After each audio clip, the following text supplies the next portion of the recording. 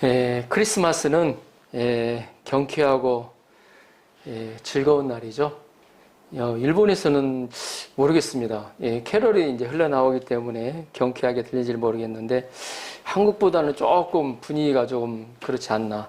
특히나 올해는 코로나로 인해서 작년도 마찬가지겠지만 좀 많이 다운되어 있는 그런 분위기를 느낄 수 있습니다.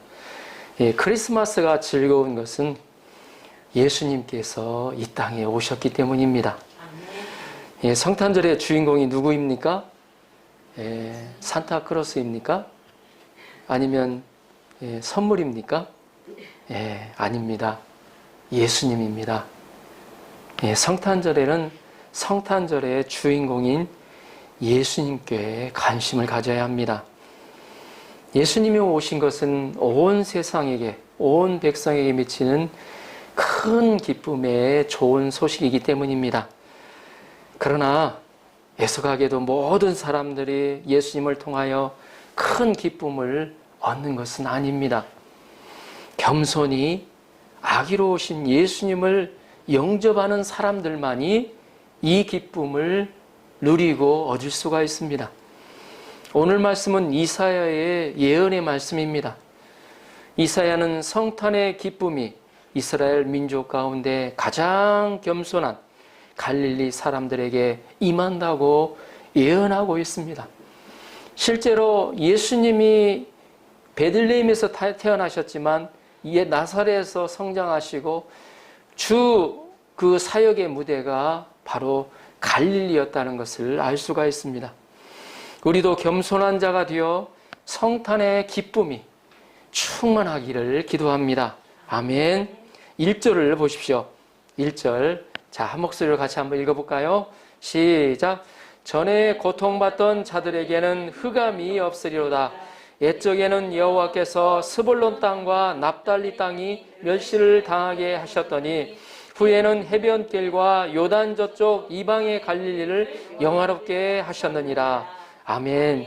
여기서 스불론 땅과 납달리 땅, 이스라엘에 12부족이 있었죠. 좀 역사적인 배경이 있습니다. 12, 가나안 여호수아서를 보면 잘 나타나 있습니다. 이 스불론 땅과 납달리 땅, 단 땅이 이 갈릴리 지역에 배정받은 지파의 땅이었습니다.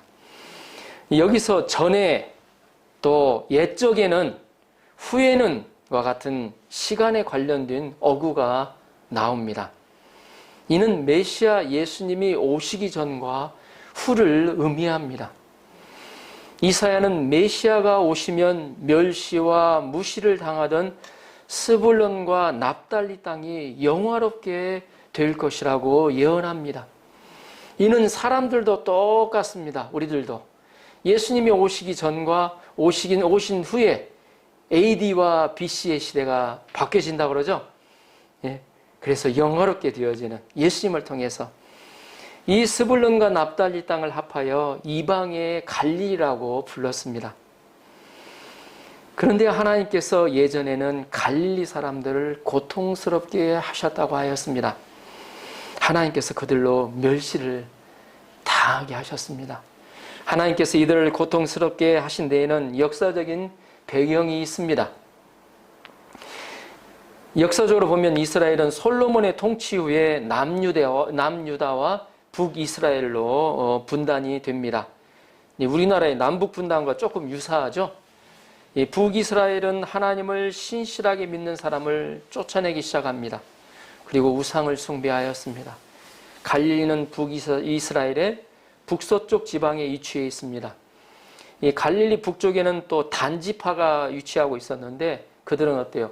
송아지 우상을 만들고 우상 숭배를 하였습니다.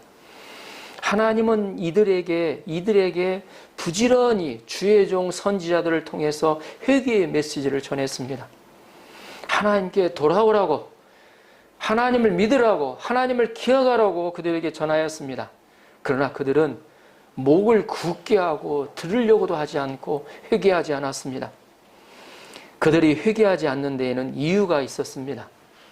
그것은 풍요롭고 넉넉했기 때문입니다. 하나님도 젖과 꿀이 흐르는 가나안 땅을 허락하실 때 한 가지 경계하신 것이 있습니다. 그것은 풍요롭고 잘 살게 될 때 하나님을 잊지 말라는 것이었습니다. 신명기 8장 12절에서 14절은 이렇게 말씀하고 있습니다.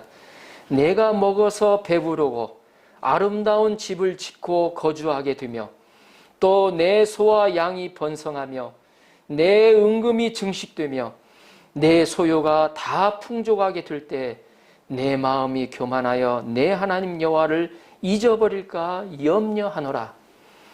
이게 하나님의 마음입니다. 하나님은 그들에게 젖과 꿀이 흐르는 가나안 땅을 주시기를 원하셨지만 마음의 한편으로는 염려하는 마음이 계셨습니다. 왜? 젖과 꿀이 흐르는 땅에 가서 잘 먹고 잘 살게 될 때 하나님을 잊어버릴까 하나님이 염려하셨다는 것입니다. 하나님을 잊어버리면 이스라엘 민족, 하나님이 부르신 이스라엘 민족은 의미가 없어집니다. 하나님이 어때요? 그때까지는 어때요?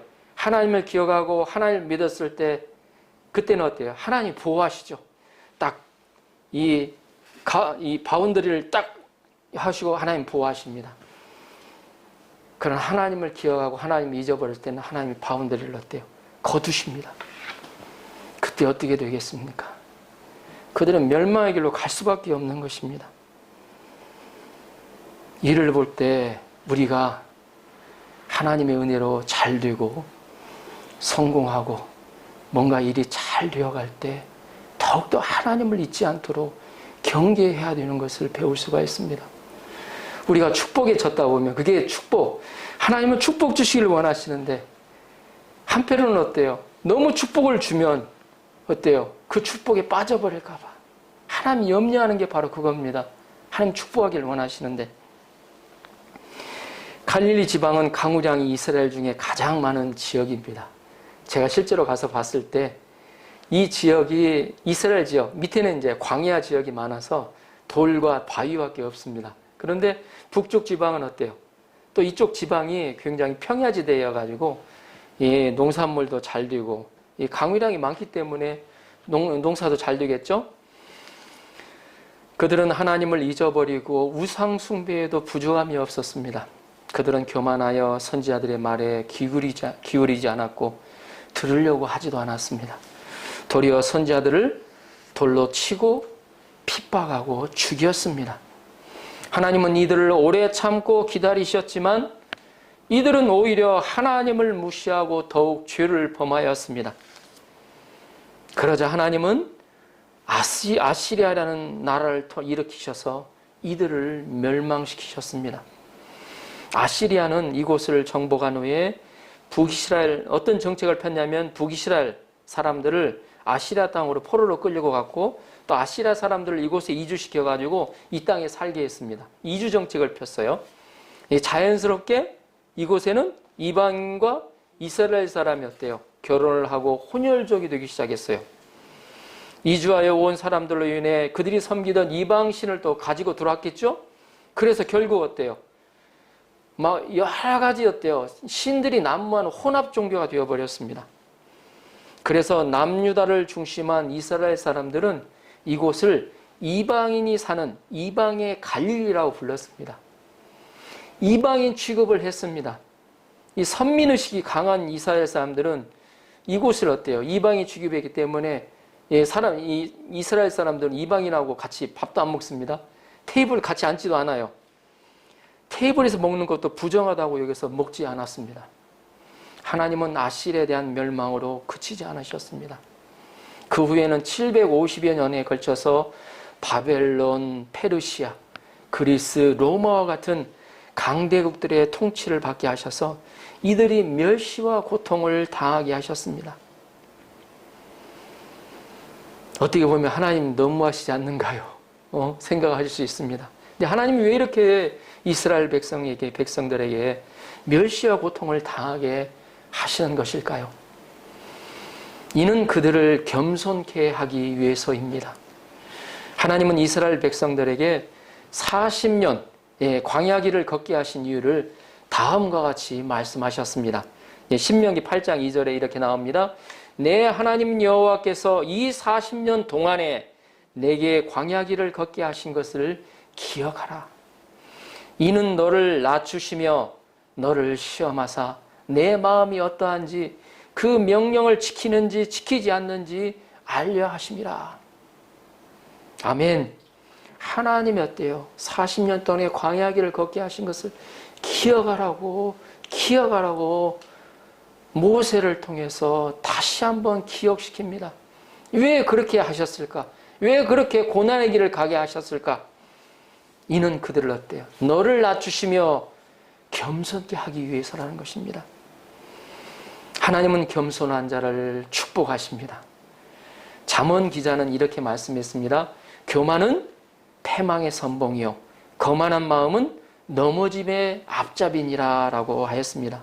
이 새 번역 성경에 보면 이렇게 나옵니다. 교만에는 멸망이 따르고 거만에는 파멸이 따른다는 의미로 나와 있습니다. 그러나 겸손은 어떻습니까? 잠언 15장 33절에 이렇게 나옵니다. 겸손은 존귀의 길잡이라고 하였습니다. 겸손하면 존귀와 영광이 따른다는 것입니다. 성 어거스틴에게 기독교의 제1이 되는 덕이 무엇이냐고 물었을 때 겸손이라고 대답했다고 합니다. 자, 그러면 두 번째 큰 덕은 무엇이냐고 물었더니 다시 겸손이라고 대답했다고 합니다. 다시 세 번째 기독교의 큰 덕이 무엇이냐고 물었더니 세 번째도 다시 겸손이라고 대답했다고 합니다.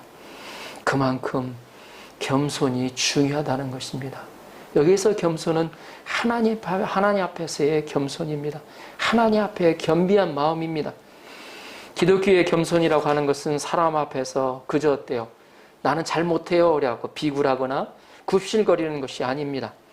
겸손한 사람은 오히려 이 우주에서 가장 자유인이며 왕자이며 공주 같은 사람입니다. 그래서 크리스찬은 특별한 영적인 왕족이고 귀족이라는 것을 알아야 합니다. 참 겸손은 하나님 앞에서 하나님이 지어주신 대로의 자기 자신을 알고, 이게 자기 자신을 아는 거죠. 하나님 앞에서의 모습. 하나님이 지어주신 대로의 자기 자신에 머무는 것이라고 말할 수가 있습니다. 그 이상도 그 이하도 아닌 그대로 하나님의 그 저울에 자기를 달아보고 하나님의 평가의 눈으로 자신을 보는 그것이 바로 겸손이라는 것입니다. 하나님은 겸손한 자를 기뻐하시고 영화롭게 하십니다. 하나님은 멸시와 고통을 통하여 겸손히 연단된 이방의 갈릴리를 영화롭게 하셨습니다. 그러면 어떻게 영화롭게 하셨습니까? 그것은 이 이방의 갈릴리와 같은 이 땅에 메시아인 예수 그리스도를 보내신 것입니다. 예수님이 예루살렘 중심으로 복음 역사를 섬기지 않으시고 바로 겸손한 갈릴리 중심으로 복음 역사를 섬긴 것만 봐도 알 수가 있습니다.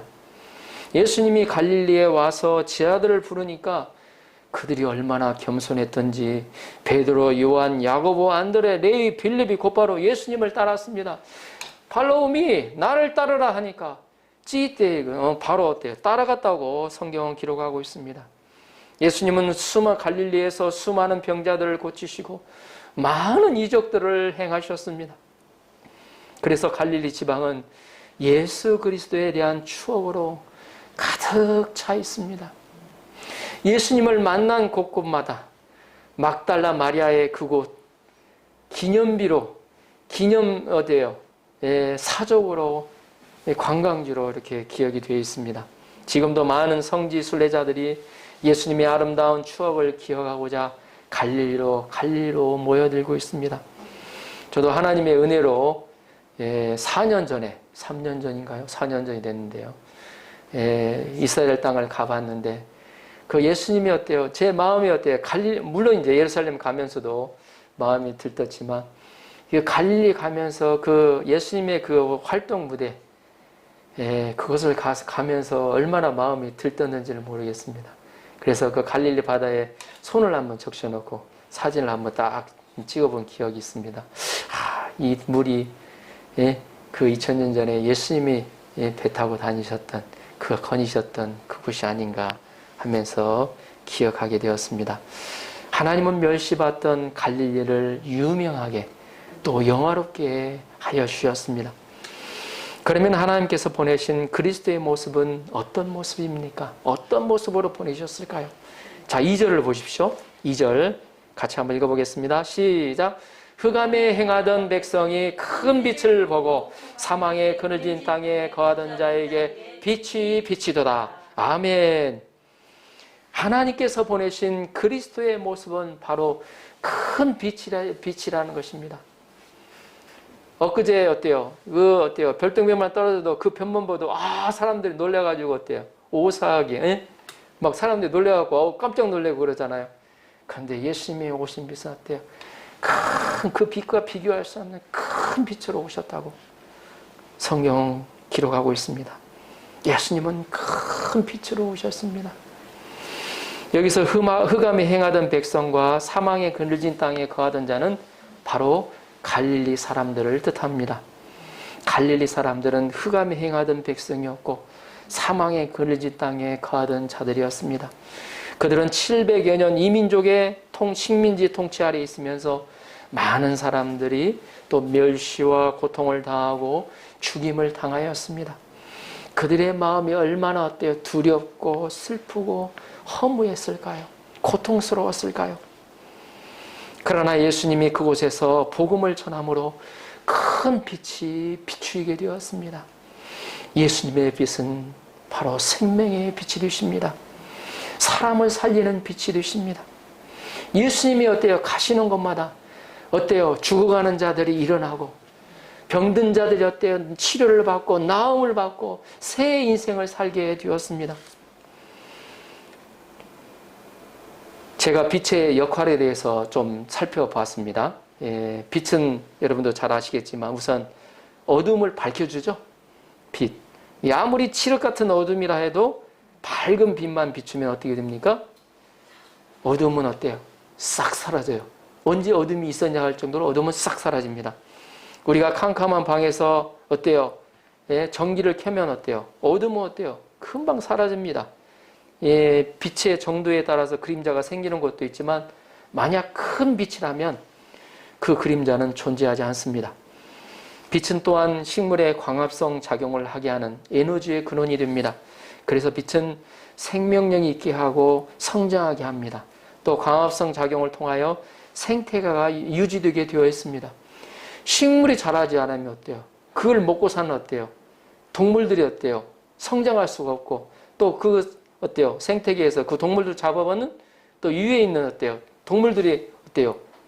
성장할 수가 없어요. 성장한다기보다 살아갈 수가 없습니다. 이 광합성 작용을 근본적으로 보면 생태계가 유지된다는 것입니다. 그리고 빛은 또한 살균 작용을 합니다. 나쁜 박테리아나 바이러스가 비치하여 죽게 됩니다. 그리고 우리에게 비타민 D를 제공해줘서 칼슘의 섭취를 덮고 뼈를 튼튼하게 하여 우리가 건강한 삶을 누리도록 도와줍니다. 그래서 일조량이 적은 곳에서는 특히 이제 유럽 같은 데에는 날이 좋은 날이면 최소한의 옷차림으로 일광욕을 즐기는 것을 볼 수가 있습니다. 이처럼 빛은 우리에게 매우 유익할 뿐 아니라 우리의 생명에 밀접한 관련이 있습니다. 우리에게 그냥 주어지기 때문에 그냥 아무 어때요? 대가도 없이 주어지기 때문에 감사를 모르고 살아갑니다. 그런데 만약 이런 태양빛이 없다고 하면 지금부터 없어진다고 생각해 보십시오. 어떻게 될까요? 저는 그걸 생각하면 아주 끔찍해집니다. 태양빛이 일단 없어지면 어때요? 어두움 가운데 우리는 어떻게 계속 지내야 되고 그로 인해서 어때요? 식량의 위험을 식량이 더 이상 어떻게 자랄 수 없는 과학으로 어떻게 해결할지는 모르겠지만 건강의 위험에 처해지고 죽음의 위험에 노출됩니다. 많은 어때요? 바이러스와 어때요? 박테리아로 인해서 이와 같이 우리 예수님은 우리에게 빛이 되어 주신다는 것입니다. 그것도 큰 빛이 되어 주십니다. 어떠한 빛과도 비교할 수 없는 유일한 큰 빛이 되어 주십니다. 이 큰 빛은 흑암을 완전히 없앨 수 있는 빛입니다. 흑암은 칠흑 같은 어두움을 의미합니다. 예수님은 이 땅에 오셔서 갈릴리뿐만 아니라 지금도 2021년도 어두움에 있는 자들과 사망의 그늘진 땅에 거하는 자들에게 빛이 되어 주십니다. 아멘. 어두움과 사망이 주는 상처와 병으로 괴로워하는 자들을 밝혀주시고 치료하여 주십니다. 더 나아가 십자가에 죽으시고 사흘 만에 부활하여 주심으로 우리에게 생명의 빛을 비추어 주십니다. 승천하셔서 성령으로 함께 하시며 우리의 영원한 빛이 되어 주십니다. 그래서 예수님을 영접하면 마음이 어때요? 어두움이 사라져요. 왜냐하면 예수님이 큰 빛 자체가 되기 때문에. 내 안에 어때요? 영접하면 내 안에 어두움이 어때요? 사라집니다. 사라져. 내 안에 어두워졌던 어때 생각들, 그로 인해서 생겨난 상처들, 그런 것들이 어때요? 치유되고 상처 어때요? 밝게 된다는 겁니다. 이 예수님의 빛은 어때요? 외적인 태양빛에 지나지 않은 우리 마음까지 비추는 빛이 생명의 빛이 된다는 것을 기억하셨으면 좋겠습니다. 그래서 내 안에 어때요? 예수님을 영접하면 슬픔이 기쁨으로 변하고 두려움이 어때요? 평안으로, 또 허무함이 의미 있는 삶으로 바뀌어지게 됩니다. 예수님은 그들에게 영생을 주시고 영원한 하나님 나라로 인도하여 주십니다.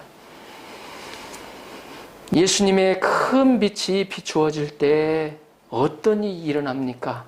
자, 3절 4절을 보십시오. 어떤 일이 일어날까요? 3절 4절. 주께서 이 나라를 창성케 하시며 그 즐거움을 더하게 하셨으므로 추수하는 즐거움과 탈취물을 나누는 때에 즐거움같이 그들이 주의 앞에서 즐거워하오니 이는 그들의 무겁게 맨 멍에와 그 어깨의 채찍과 그 압제자의 막대기를 꺾으시되 미디안의 날과 같이 하셨습니다. 아멘. 예수님의 큰 빛이 비추어질 때 이 나라가 창성케 하시며 즐거움을 더하게 하신다고 기록하고 있습니다. 그 즐거움을 어떤 즐거움에 비유했냐면 추수하는 즐거움, 또 탈취물, 전쟁이 끝난 다음에 탈취물을 나눈 때의 즐거움에 비유했습니다. 여기서 창성케 된다는 것은 일이 잘 되어 번영한다는 것입니다. 그리고 즐거움이 넘친다고 하였죠. 제가 그저께 한 달 그렇게 월급을 받았는데 뭐 많지는 않지만 기분이 좋았습니다. 또 이렇게 은행으로 후리코미 해가지고 하는 그거하고 또 좀 틀리더라고요. 딱 받아가다 보니까 이렇게 생겼다는. 우리 한 해를 어때요? 농사 짓는 분들 보면 그렇죠. 제일 밝을 때가 가을이에요. 보면. 왜냐하면 수확하는 그 어때요? 기쁨이 있어. 일단 어때요? 이게 들어온다. 돈이 들어오니까 어때요? 뭔가 해보고 싶은 걸 할 수 있는 거예요. 기쁨이 그런 어때요? 더구나 전쟁 가운데서 어때요? 전쟁 가운데 이겨서 그 탈취문을 나눌 때, 어릴 때 그 즐거움으로 비유하고 있습니다. 예수님의 큰 빛이 비추어질 때 그런 즐거움과 기쁨이 넘친다는 것입니다.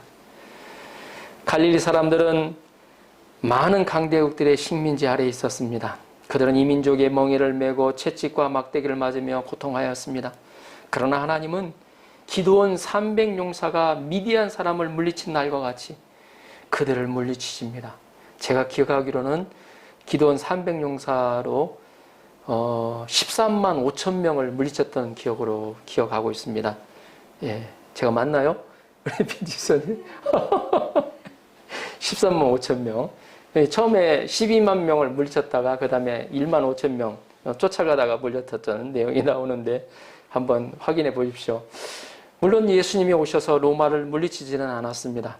로마 뒤에서 막대기와 채찍을 잡고 있는 존재가 있었습니다.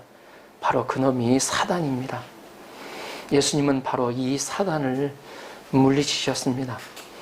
예수님은 갈릴리 사람들에게 사단에서 자유케 하시고 큰 기쁨을 맛보게 하셨습니다. 본문에는 즐거움이라는 단어가 4번이나 반복해서 나옵니다. 예수님이 이 땅에 오신 것이 나에게 즐거움이 된다는 것입니다. 그래서 성탄은 어때요? 마음에 예수님을 어때요? 간직한 사람, 예수님을 만난 사람은 즐거움이 넘쳐요. 왠지 어때요? 마음에 기쁨이 있어요, 보면. 이러한 즐거움과 기쁨이 이번 성탄 시즌을 통해서 저희 안에, 내 안에 임할 수 있도록 넘치게 임할 수 있도록 기도합니다. 아멘. 이런 사단의 멍에와 채찍과 막대기는 어느 시대에나 있습니다. 지금도 마찬가지입니다.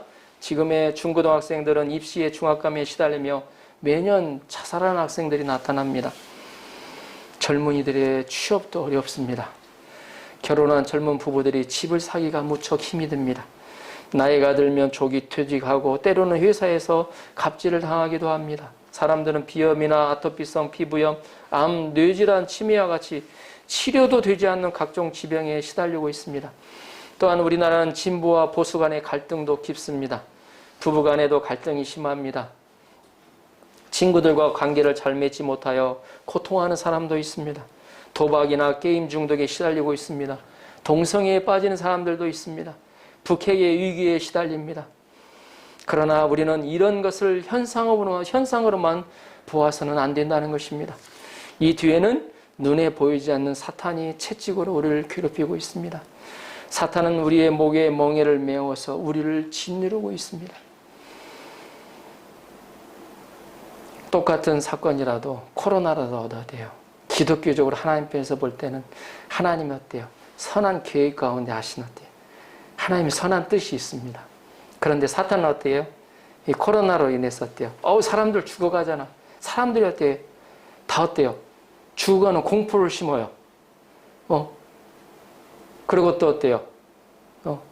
사람의 두려움을 심고, 사람이 두려워지다 보면 어때요? 자꾸 막잖아요. 벽을 만들고, 소통이 안 되고, 사람들과 어때요? 관계성이 끊어집니다.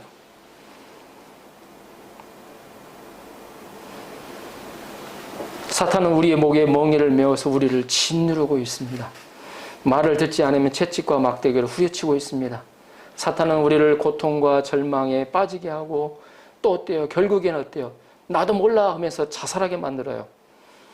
우리는 이 눈에 보이지 않는 사탄의 세력에서 자유를 얻어야 진정으로 행복할 수가 있습니다. 이런 사단은 죄가 있는 곳에서 일합니다. 죄는 교만이요 불신입니다. 교만하여 하나님의 살아계심을 믿지 않고 하나님의 사랑을 믿지 못하게 합니다. 하나님을 믿는 사람들에게도 하나님의 사랑을 불신하게 만들어요. 잘 믿는 사람들 유혹해서 어때요? 하나님을 믿지 못하게 불신하게 만드는 것이 사단의 역할입니다. 우리 힘으로는 교만해서 자유함을 얻을 수가 없습니다. 그래서 우리가 어때요? 내 안에 겸비형을 주시도록 기도해야 합니다. 이건 사람이요. 내가 겸손해야지. 내가 겸비해야지. 하나님 앞에서 겸손해야지 한다고 해서 되는 게 아닙니다.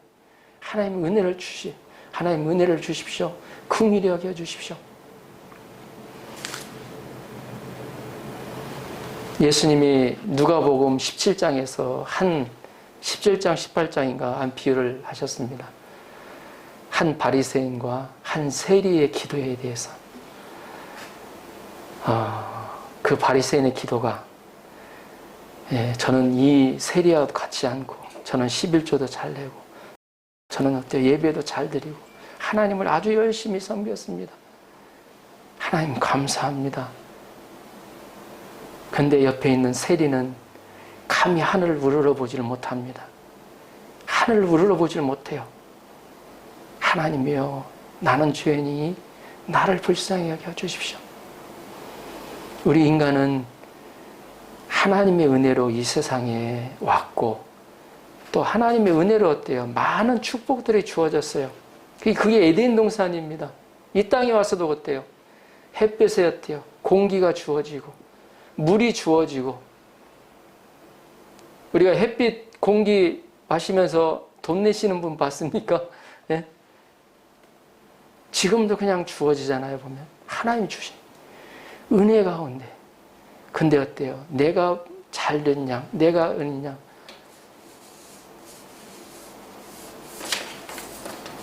하나님의 은혜를 아는 것이 참 겸손입니다.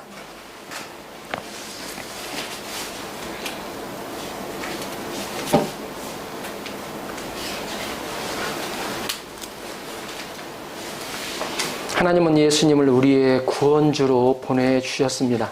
예수님은 십자가에 죽으셔서 하나님이 바로 우리를 사랑하신다는 확증을 해주셨습니다. 십자가에 죽으시고 부활하신 예수님은 사단의 모든 멍해와 채찍과 막대기를 꺾으셨습니다. 부활하셔서 우리를 영원히 다스리는 주인이 되십니다. 우리가 부활의 예수님을 믿으면 이런 사단의 압제에서 자유할 수 있습니다. 부활의 주님이 우리와 항상 함께 하심으로 우리는 기쁨이 가득합니다. 하나님이 우리를 창성하고 번성하게 하십니다. 5절을 보십시오. 5절. 어지러이 싸우는 군인의 갑옷과 피 묻은 복장이 불에 섭같이 살라지리니. 더 이상 군인의 갑옷과 복장은 필요 없다는 것입니다. 이 군인의 갑옷과 피 묻은 복장은 바로 이 전쟁을 의미합니다. 그러나 메시아가 오심으로 그러한 것들이 필요 없게 되었다는 것입니다. 이것은 전쟁이 그친다는 것을 말해줍니다. 예수님이 오셔서 평화의 왕국을 만들어 주신다는 것을 의미하십니다. 이 평화의 나라는 예수님이 지상 재림하는 날 이 땅에 성취되어집니다. 그날에는 독사굴에 손을 넣어도 물지 않고 사자와 어린 양이 노는 그런 날이 될 것입니다. 이런 모든 평화가 어떻게 이루어집니까? 6절, 7절을 보십시오. 6절, 7절.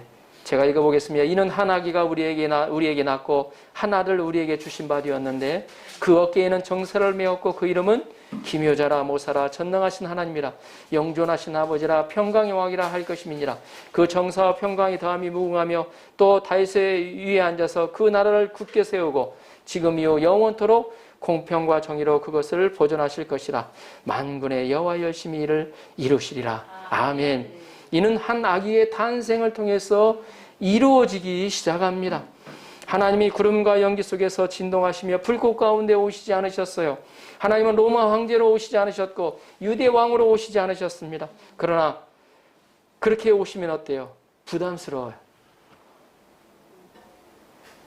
저같이 평범한 사람은 그 앞에 나갈 수가 없어요. 네? 우리가 대통령 일 함부로 나갑니까? 나갈 수 있습니까? 경호하는 사람한테 차단당해요. 못 나가요. 그런데 그분은 한 아기의 모습으로 오신다는 것입니다. 아기는 연약합니다. 우리의 도움이 필요하죠? 예수님은 아기의 모습으로 오셔서 우리가 부담 없이 친밀하게 나갈 수 있게 된다는 것입니다. 하나님이 한 아기로 오셔서 우리와 함께 하실 수 있습니다. 예수님은 육신을 입고 한 아기로 태어나 유대인과 함께 하셨습니다. 지금도 예수님은 성령으로 우리의 연약한 역신에 들어오십니다. 그러나 이 예수님은 보통 아기가 아닙니다. 그 어깨에는 정사를 메었다고 해요. 권세를 가지고 있다고 합니다. 아기는 통치자, 주권자, 왕이십니다. 바로 만왕의 왕을 뜻합니다. 그분은 바로 하나님이십니다. 당시 예수님을 알아보는 사람들도 있었습니다. 12제자는 예수님을 하나님의 아들이시니이다. 하나님을 알아보았습니다. 몇 명의 여자들도 예수님을 알아보고 예수님을 따랐습니다. 예수님을 알아보고 따르는 사람들에게 예수님의 놀라운 일들이 일어났습니다. 결론적으로 왜 하나님께서 갈릴리를 멸시당하고 고난당하게 하셨을까요? 또 예수님께서 왜 그런 갈릴리를 영화롭게 하셨나요? 그들이 멸시를 받으며 겸손하여졌기 때문입니다. 그들이 겸손하여져서 그리스도를 갈망하였기 때문입니다. 하나님은 이처럼 겸손히 예수님을 영접하는 자를 영화롭게 하여 주십니다. 예수님은 겸손히 예수님을 영접하는 자를 AD와 BC의 시대로 나눌 정도로 그 시대를, 그 영혼을 영화롭게 하십니다. 큰 빛으로 임하여 주시고 우리의 어두운 문제와 사망의 문제를, 내 안에 때 고통스러운 모든 문제를 해결하시고 치료해 주십니다. 우리의 마음이 높아져 있을 때 우리는 예수님을 볼 수도, 예수님을 만날 수도 없습니다. 그래서 우리 안에 겸비한 영을 주시도록 기도해야 되겠습니다.